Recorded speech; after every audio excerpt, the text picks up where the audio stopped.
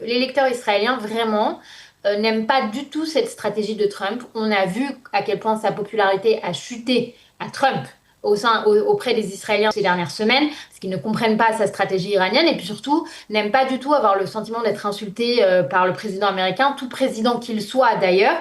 Ça a plutôt tendance à rallier les électeurs autour de Bibi.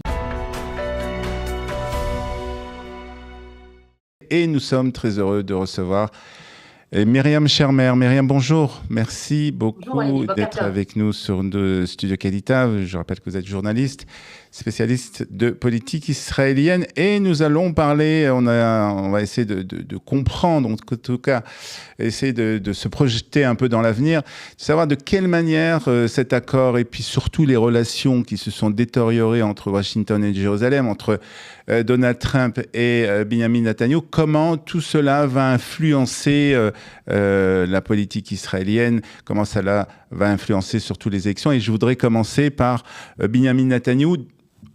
De quelle manière vous analysez la situation? Est-ce que le fait que, comme ça, que Donald Trump a un peu lâché, on va dire, Benjamin Netanyahu, est-ce que c'est quelque chose qui va lui porter préjudice ou au contraire, peut-être il va l'utiliser justement comme pour encore plus aller plus loin pour sa campagne électorale? Alors, je pense pour la deuxième option, mais peut-être pas pour ce que vous avez dit, Olivier, c'est-à-dire, je pense que ça va l'aider.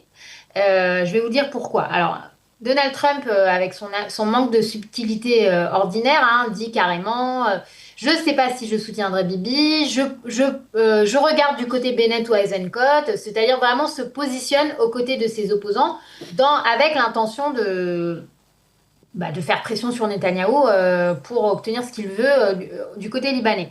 Or, j'ai tendance à penser que ce genre de choses, ça a un effet boomerang sur l'électeur israélien. C'est-à-dire que l'électeur israélien, vraiment, n'aime pas du tout cette stratégie de Trump. On a vu à quel point sa popularité a chuté à Trump auprès des Israéliens ces dernières semaines, parce qu'ils ne comprennent pas sa stratégie iranienne, et puis surtout, n'aiment pas du tout avoir le sentiment d'être insulté par le président américain, tout président qu'il soit d'ailleurs. Ça a plutôt tendance à rallier les électeurs autour de Bibi. Donc d'un côté, on a vu quand même que le Likoud est en train de baisser en moyenne dans les sondages, perd 2 mandats. Après, elle les perd dans son propre bloc, hein, c'est-à-dire que c'est le sionisme religieux et force juive d'Itamar Ben-Gvir qui les récupère, ces 2 mandats, donc ça passe pas à l'opposition. Mais on a une baisse du Likoud parce qu'on voit bien une déception des électeurs de Netanyahou au résultat finalement de la guerre des 40 jours. Mais en même temps, la stratégie de Trump, si vraiment il désire faire baisser Netanyahou, c'est pas comme ça qu'il faut s'y prendre du tout en Israël.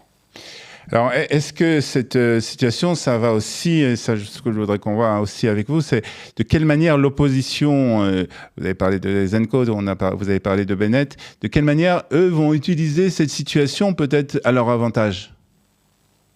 C'est une vraie bonne question parce que quels que soient les défauts que les Israéliens trouvent à Netanyahou concernant l'échec du 7 octobre, concernant la gouvernance de manière générale, le coût de la vie, les infrastructures, la criminalité, notamment dans la société arabe, les choses qui font que la vie au quotidien est difficile en Israël, d'accord, au-delà de la question sécuritaire, c'est ça plutôt qui joue à l'avantage de l'opposition parce que les Israéliens considèrent que le gouvernement actuel n'en a pas assez fait. Le sujet iranien, on voit dans les sondages que malgré tout, Netanyahou est très identifié avec le sujet iranien. Les Israéliens comprennent bien que c'est 30 ans de carrière, qu'il est le premier à avoir alerté sur le danger que représente l'Iran. C'est quand même sous son gouvernement qu'Israël a osé frapper par 2 fois un pays qui fait plus de 70 fois la taille du territoire israélien. Donc ça, je pense que ça restera comme un accomplissement israélien, quel que soit le résultat final. Et l'opposition, elle a beaucoup plus de cartes à jouer, on va dire, sur l'échec du 7 octobre, sur l'absence de commission d'enquête qui porte un tort important aux familles endeuillées qui n'ont toujours pas obtenu de réponse, et bien sûr sur le coût de la vie et les choses qui rendent, encore une fois, la vie quotidienne compliquée. Alors, est-ce que le scénario de voir Benjamin Netanyahou qui quitterait la vie politique israélienne en raison justement peut-être de cette baisse de popularité, le fait qu'aussi il y a toujours ces histoires de procès contre lui, est-ce que c'est un scénario qui est d'après vous probable? Alors c'est très intéressant, Olivier, parce que bon, que ça a été évoqué par Donald Trump, on sait très bien que le président est fan d'hyperbole, donc je pense pas qu'on y prête beaucoup attention. Mais que ça a été évoqué par Avigdor Lieberman lui-même, qui certes est dans l'opposition aujourd'hui, mais qui a été chef de cabinet de Netanyahou et qui a priori connaît plutôt bien l'homme Bibi. Je trouve que c'est intéressant parce qu'en général, il ne faut pas prendre les paroles de Lieberman à la légère. C'est quelqu'un qui sait de quoi il parle souvent. Euh, à- pour l'instant, évidemment, il y a des dénégations Il a très importantes du démenti. côté du Likoud et Netanyahou ne signale pas du tout cette intention de sa Ouais. part.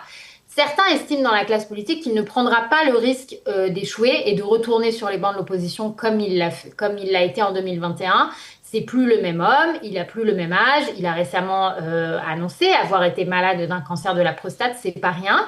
Et évidemment, son procès qui traîne en longueur, et s'il retournait sur les bancs de l'opposition, il est évident qu'il obtiendrait beaucoup plus facilement un accord de plaidoirie. Maintenant, Netanyahou, l'animal politique, est-il vraiment capable de renoncer au pouvoir? Ça reste à voir parce que déjà en 2021, on était persuadé qu'il ne reviendrait plus et la preuve, c'est qu'il est revenu. Ouais. Donc ça, c'est quelque chose aussi à voir. Et encore un sujet pour terminer, Myriam, un sujet qui concerne plus l'opposition avec... peut-être, je ne sais pas si vous êtes d'accord avec moi, mais ce qui se profile comme peut-être la surprise de ces élections avec Gabi Azenkot, qui continue de monter dans les sondages, je crois même dans les derniers sondages qui ont été publiés vendredi, dépassé Yair Lapid et Naftali Bennett. Est-ce que vous pensez que ça sera vraiment la surprise de ces élections ou c'est déjà plus une surprise en fait? C'est ça, c'est que c'est trop tôt. On n'a même pas de date Les élections. d'élection encore. C'est-à-dire que ce matin, on apprend que la majorité des députés de la coalition sont d'accord pour faire passer la dissolution cette semaine. Donc là, sachant qu'on est fin du mois de juin, ça nous place plus ou moins dans la date qu'on anticipait, c'est-à-dire en octobre, Hmm. début ou fin octobre au plus tard. Donc pour l'instant, on n'a pas encore de date officielle, on n'a même pas encore de campagne officielle et on n'a pas ce qu'on appelle la fermeture des listes, Olivier, qui est donc 6 semaines avant le scrutin, toutes les listes qui ont l'obligation de se présenter définitivement. Et donc jusque-là, on peut encore avoir des alliances, des listes qui se présentent ensemble, etc. Donc tout peut encore beaucoup changer. Voilà, ce ne sera pas la surprise parce que c'est trop tôt. Mais après, oui, vous avez raison. Non seulement Eisenkot dépasse Naftali Bennett, mais en plus, il est, selon le dernier sondage de Cannes, il est au coude à coude avec le Likoud. C'est-à-dire que le Ouais. Likoud est à 21 mandats et Eisenkot aussi. Donc ça, pour le coup, c'est intéressant. Alors après, toute la question, c'est est-ce que c'est un Gantz numéro 2? Parce que Bleu-Blanc, conduite par Gantz au début des années 2020, faisait les mêmes scores, était capable de dépasser le Likoud, voire de le dépasser. Au final, Benny Gantz n'a jamais réussi à former son propre gouvernement et aujourd'hui, il passe à peine, voire pas du tout, le seuil d'éligibilité. Donc c'est ça le problème des généraux en politique, Olivier, c'est que à la fois ils bénéficient d'un capital sympathie important puisque la carrière d'Antsal, c'est forcément quelque chose que les Israéliens respectent et puis Gabi Eisenkot, c'est le père endeuillé du 7 octobre qui représente la peine des Israéliens depuis ces 3 ans de guerre. Et en parallèle, ça en fait pas forcément des politiciens habiles ou chevronnés qui savent mener la barque par la suite. Le dernier chef d'état-major à vraiment avoir réussi à prendre les rênes de l'État, c'est Ehud Barak quand même. Hein. Donc Ouais. ça remonte un petit peu. Et puis c'était à la tête du parti Avoda, donc qui est un parti Ouais, ouais. avec un électorat, un vieux parti organisé avec habitués au rouage du pouvoir. Tandis que là, Gadi Eisenkot se présente à la tête d'une structure complètement neuve et on connaît à peine 3-4 personnes qui sont Mhm. derrière lui, mais il n'y a pas de vrai parti derrière lui. Donc tout ça pose une vraie question. Est-ce qu'on est dans un scénario bleu-blanc bis? J'ai un peu Oui. tendance à penser que oui pour l'instant. Très bien. En tout cas, on va suivre ça de très près. Et puis pour ceux qui nous regardent et qui nous écoutent et qui voudraient encore mieux connaître les rouages de la politique israélienne et surtout de la Knesset israélienne, je rappelle que vous avez écrit un livre, Knesset 2026, où vous expliquez tous les secrets de la politique israélienne, comment on peut faire pour le procurer, Myriam? Alors, en France, enfin, où que vous soyez sur toutes les plateformes Amazon, Fnac et la librairie près de chez vous. Et en Israël, on peut aussi le commander directement auprès de moi et j'envoie par la poste. Vous retrouvez sur les réseaux sociaux facilement. Très très bien. Merci beaucoup Myriam Schermer. Je suppose qu'on aura l'occasion de se reparler encore beaucoup d'ici le mois d'octobre. Bonne Merci journée, Olivier, avec Shavua plaisir. Tov.